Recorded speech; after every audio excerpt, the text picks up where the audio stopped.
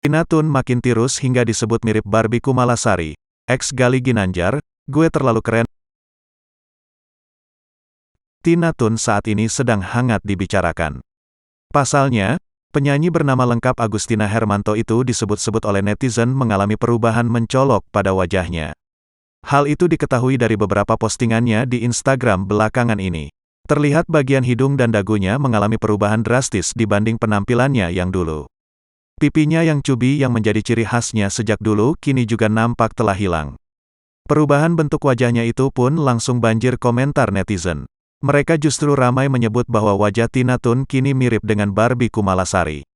Lantas, bagaimana tanggapan Barbie Kumalasari? Emang mirip juga sih ya ternyata.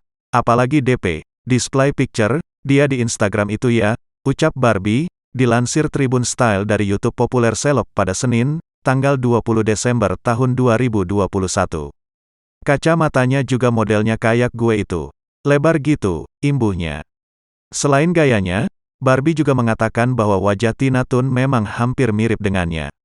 Bagian rahangnya ya mirip, terus matanya juga kecil juga, jadi emang mirip banget sih. Ya mungkin sama-sama suka dunia politik, sama-sama berjiwa sosial. Ya alhamdulillah jadi mirip dengan hal yang positif, tuturnya. Meski dapat gunjingan, Barbie sendiri justru merasa bangga lantaran dirinya kini memiliki kemiripan dengan Tina Toon.